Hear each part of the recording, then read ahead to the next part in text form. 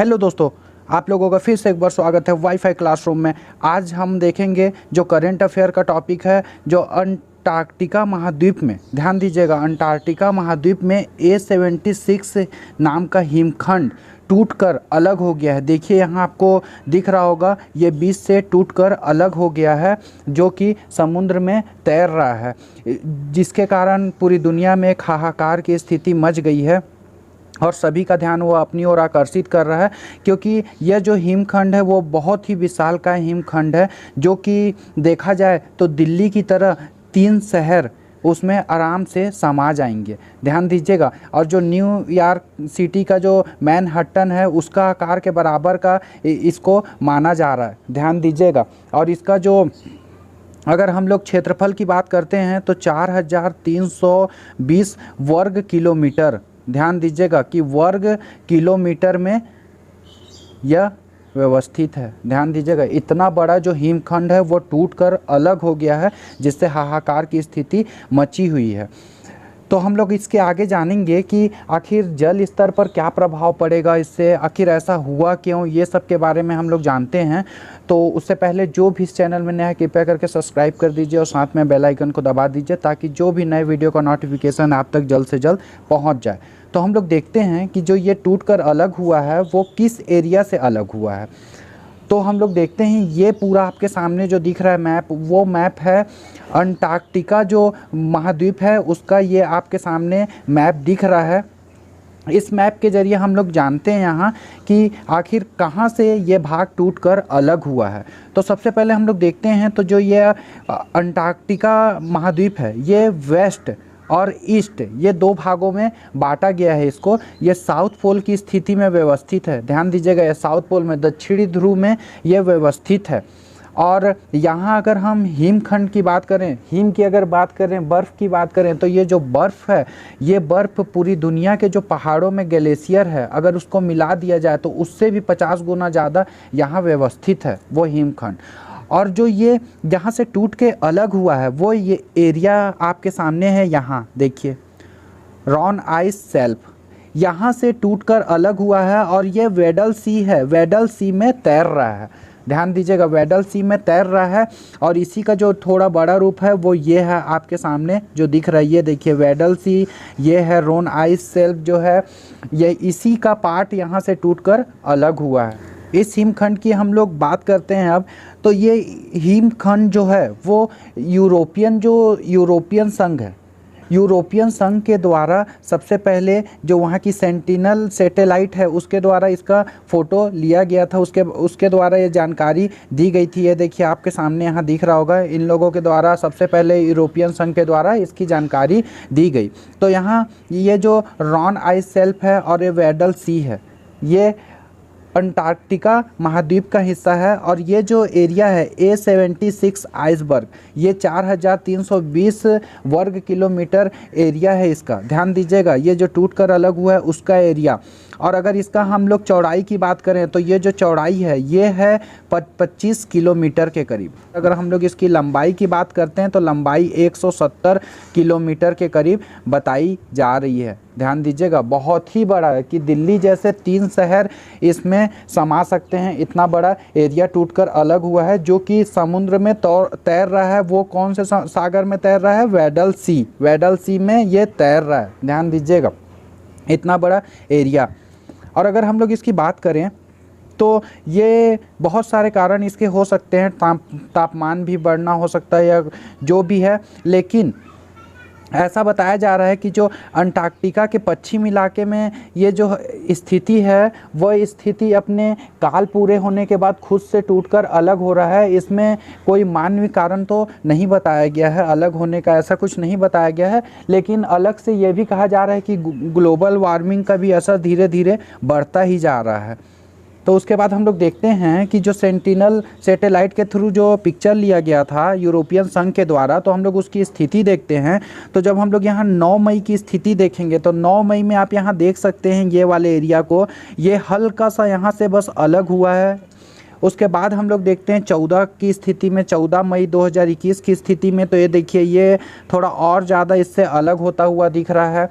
ये satellite picture की तस्वीर है, ध्यान दीजिएगा आप लोग। और उसके बाद हम लोग देखते हैं तो ये 16 तारीख की तस्वीर में लगभग अलग हो ही गया है। उसके बाद फिर 18 तारीख का हम लोग देखते हैं तो ये पूरी तरह से अलग हो गया है। उसके बाद ये है 19 तारीख का, ये 19 तारीख का है। ये इसी 19 तारीख के फ़ोटो को यूरोपियन संघ के द्वारा सबसे पहले लोगों को जानकारी दी इसी फ़ोटो के माध्यम से। ध्यान दीजिएगा, सेंटिनल जो सैटेलाइट है उसी के माध्यम से इस फ़ोटो को लिया गया है। और जो सेंटिनल सैटेलाइट है वो क्या है कि ध्रुवीय क्षेत्र जो है उन पे निगरानी रखने के लिए या देख रेख के लिए उस सैटेलाइट का उपयोग किया जाता है यूरोपियन संघ के द्वारा, ताकि हर चीज़ों की जानकारी मिलती रहे।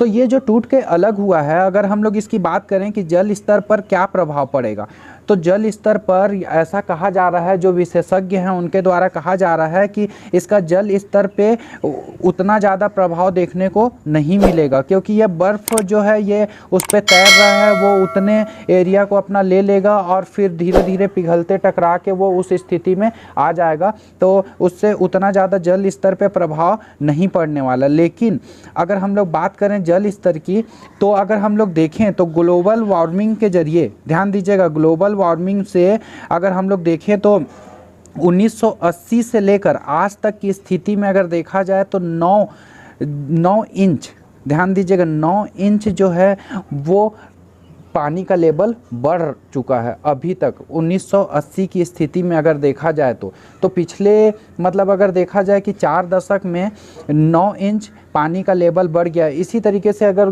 ग्लोबल वार्मिंग का प्रभाव बढ़ता गया या ग्लोबल वार्मिंग गैसों का प्रभाव अगर बढ़ता गया वायुमंडल में, तो ध्यान दीजिएगा कि उससे बर्फ़ पिघलेंगे और धीरे धीरे करके पूरी पृथ्वी या फिर पूरे मानव जाति का समाप्ति निश्चित है। जो जल स्तर बढ़ रहा है वह बहुत चिंताजनक स्थिति में है, उसे कम करना बहुत ही ज़रूरी है। ग्लोबल वार्मिंग जो गैसेस हैं उनको कम करना बहुत ज़रूरी है। अब वायुमंडल का ध्यान देना बहुत ज़रूरी है, नहीं तो त्राही त्राही मचना में ज़्यादा देर नहीं लगेगी लोग। और उसके बाद हम लोग अगर देखते हैं कि जो बर्फ़ है वो पानी में कैसे तैरता है, क्योंकि जो भी चीज़ें हैं, जैसे अगर हम लोग किसी की भी बात करें, लोहा की बात करें, तो अगर लोहा को पिघला दिया जाए और उसके ऊपर से लोहा डाला जाए तो लोहा डूब जाएगा। अगर उसी तरीके से हम लोग देखें एल्युमिनियम का देखें तो एल्युमिनियम में भी वही स्थिति होगी कि वो भी उसमें डूब जाएगा। लेकिन अगर बर्फ़ की बात करें तो बर्फ़ वहाँ तैरता रहता है। तो उसका रीज़न क्या है, तो उसका सबसे मुख्य रीज़न जो है वह है उसका घनत्व। ध्यान दीजिएगा, यहाँ बात हो रही है घनत्व, क्योंकि जो बर्फ़ का घनत्व है और आयतन ये दोनों कम हो जाते हैं। ध्यान दीजिएगा, ये दोनों कम हो जाते हैं। तो अगर हम लोग पानी की बात करते हैं और बर्फ़ की बात करते हैं, तो अगर ये बर्फ़ है तो ये बर्फ़ का अगर हम लोग घनत्व देखेंगे तो 0.916 GCm³। ध्यान दीजिएगा, ये होता है बर्फ़ का घनत्व। और अगर हम लोग पानी के घनत्व की बात करें तो 0.9998 ये ग्राम पर सेंटीमीटर में इसका घनत्व है, पानी का घनत्व। ध्यान दीजिएगा, तो यहाँ बर्फ़ का घनत्व कम होने के कारण ये पानी के ऊपर तैरता हुआ रहता है। बर्फ़ का आयतन कम हो जाता है, उसके अणु पास पास आ जाते हैं, एक दूसरे से चिपक जाते हैं, जिसके कारण बर्फ़ बन जाता है। और वही जो पानी है, पानी का घनत्व ज़्यादा होता है और उसके जो अणु हैं वो भी फैले हुए रहते हैं, जिसके कारण बर्फ़ तैरता हुआ रहता है। हम लोग ग्लोबल वार्मिंग का प्रभाव अगर देखें तो ग्लोबल वार्मिंग का प्रभाव भी जो ग्लेशियर को पिघलाने में बहुत ही ज़्यादा अपना योगदान देता है। ध्यान दीजिएगा, ये जो ग्लोबल वार्मिंग गैसें होती हैं, जैसे बहुत सारी गैसें, ये देखिए जितने फैक्ट्री से निकलता हुआ है या फिर CFC गैसें होती है या फिर जो कार से निकला हुआ है, ऐसे बहुत सारे जितने भी उद्योगों से निकला हुआ गैस, ये सब एटमॉस्फेयर में जाकर ओजोन लेयर को क्षति पहुंचा रहा है। या फिर पेड़ों की कटाई, जो ये सब जो मुख्य मुद्दा है जो कि पृथ्वी में ग्लोबल वार्मिंग के प्रभाव को बढ़ा रहा है। ध्यान दीजिएगा, और पृथ्वी धीरे धीरे गर्म होती जा रही है, और गर्म पहले पृथ्वी ऐसी थी और आज की स्थिति में धीरे धीरे ऐसी होते जा रही है। इसलिए यह बहुत ही भयावह स्थिति है। अगर ऐसी चलते रहा, ध्यान दीजिएगा, ऐसी चलते रहा तो अभी की स्थिति यह है कि 1980 के बाद की अगर हम लोग देखें, 1980 से लेके अगर अभी 2021 की स्थिति में देखें तो 9 से 10 इंच तक वाटर का लेवल बढ़ चुका है। ध्यान दीजिएगा, जो कि बहुत ही खतरनाक होने वाला है, बहुत ही ज़्यादा खतरनाक। अगर इसी तरीके से सब कुछ चलते रहा तो कि ज़्यादा दूर नहीं जब पृथ्वी पूरी तरह से जलमग्न हो जाएगी, क्योंकि पिछले 100 साल की अगर हम लोग बात करें तो मात्र 35%, ध्यान दीजिएगा 35% जो है वो इजाफा हुआ है, जो ग्लेशियर पिघल रहे हैं की वजह से जो समुद्र के तल में 35% का इजाफा हो चुका है। यह बहुत ही खतरे की घंटी है। इसलिए हम लोगों को पृथ्वी का स्वास्थ्य होना उतना ही ज़रूरी है जितना कि आपका स्वास्थ्य होना। ये आप लोग विशेष ध्यान दीजिएगा, नहीं तो इससे वातावरण पे बहुत ही ज़्यादा प्रभाव पड़ेंगे और उससे जितने भी हैं ग्लेशियर पिघलेंगे और साथ में जो वातावरण का टेम्परेचर है वो सब चीज़ों में बहुत ज़्यादा धीरे धीरे बदलाव देखने को मिलेगा और पृथ्वी में मानव जाति या फिर अन्य जीवों का रहना दुश्वार हो जाएगा और धीरे धीरे सारी सृष्टि का विनाश हो जाएगा। और उसके बाद हम लोग बात कर लेते हैं कि जो ये अंटार्कटिका में भारतीय अनुसंधान स्टेशन है उन लोगों को देख लेते हैं, क्योंकि यहाँ पे बहुत सारे देश जो हैं, लगभग 50 देश ऐसे हैं जो कि यहाँ अपना रिसर्च कर रहे हैं, अनुसंधान कर रहे हैं, ताकि बहुत सारी चीज़ों को यहाँ से जान सकें कि क्या चीज़ें इस पर इफेक्ट डाल रही है या। और ये जो अंटार्कटिका महाद्वीप है यहाँ केवल अनुसंधान के लिए ही अनुमति दी जाती है, बाकी अन्य कार्यों के लिए यहाँ कोई भी अनुमति नहीं दी जाती है। ध्यान दीजिएगा, ये क्योंकि ये अंटार्कटिका एक संधि है जिस पे सब हस्ताक्षर करते हैं और उसमें बहुत सारे चीज़ों का विवरण दिया रहता है कि आप ये सब चीज़ों को नहीं कर सकते, केवल अनुसंधान ही कर सकते हैं। तो भारत का अगर देखेंगे तो ये जो दक्षिण गंगोत्री है, ये दक्षिण गंगोत्री पहला अनुसंधान बेस स्टेशन था इसका भारत का, वो भी जो अंटार्कटिक कार्यक्रम है उसके अंतर्गत। तो यहाँ लेकिन आज की स्थिति में अगर देखें तो आज की स्थिति में एकदम डामाडोल स्थिति इसका है। ये स्टेशन केवल आपूर्ति स्टेशन के रूप में ही बनकर रह गया है। उसके बाद हम लोग देखते हैं ये मैत्री। तो ये जो मैत्री है भारत का दूसरा स्थायी अनुसंधान केंद्र है। ध्यान दीजिएगा, इसका 1989 में यहाँ बना था। और जो मैत्री पथरीले पहाड़ी क्षेत्र पर स्थित है और जिसे कहा जाता है सिरमाकर ओएसिस। ध्यान दीजिएगा कि सिरमाकर ओएसिस इसे कहा जाता है और इसके चारों ओर एक मीठे पानी की झील बनाई गई है जिसे क्या कहा जाता है, प्रियदर्शनी झील इसे कहा जाता है। तो ये मैत्री के बाद हम लोग देखते हैं भारती। तो भारती जो है ये 2012 में इस अनुसंधान स्टेशन का निर्माण किया गया। ये नवीनतम अनुसंधान स्टेशन है। जब मौसम ख़राब या कठोर मौसम की स्थिति आती तो जो शोधकर्ता यहाँ काम कर रहे हैं उनको सुरक्षा प्रदान करने के लिए ही ये भारती जो अनुसंधान स्टेशन है इसका निर्माण किया गया है। ध्यान दीजिएगा।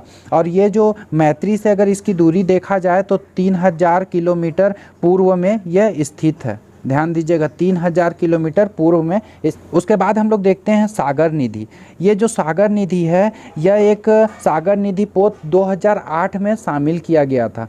2008 में शामिल किया था। ये क्या था कि ये एक आइसबर्ग पोत है जो सागर निधि है। ये 40 सेंटीमीटर गहराई की पतली बर्फ़ों को आराम से काट कर उसमें अनुसंधान प्रोसेस किया जा सकता है इसके द्वारा। तो यह एक सागर निधि पोत है। तो ये जो चारों थे ये इनके अलावा अन्य भी अनुसंधान सुविधाएं यहाँ उपलब्ध है, किंतु ये जो स्टेशन की अगर हम लोग बात करते हैं तो ये स्टेशन में ये 3 स्टेशन हैं और ये सागर निधि जो है वो अनुसंधान सुविधाएँ हैं जो करने के लिए। तो ये चारों को आप लोग ध्यान दीजिएगा। कभी भी शॉर्ट नोट्स लिखने आता है तो इन चीज़ों को आप लिख सकते हैं या फिर लॉन्ग नोट्स में भी लिख सकते हैं। तो इसी तरीके से ये वाला टॉपिक ख़त्म होता है। अगर आप लोगों को वीडियो अच्छा लगा हो तो लाइक शेयर सब्सक्राइब कर दीजिएगा। मिलते हैं नए वीडियो के साथ। धन्यवाद दोस्तों।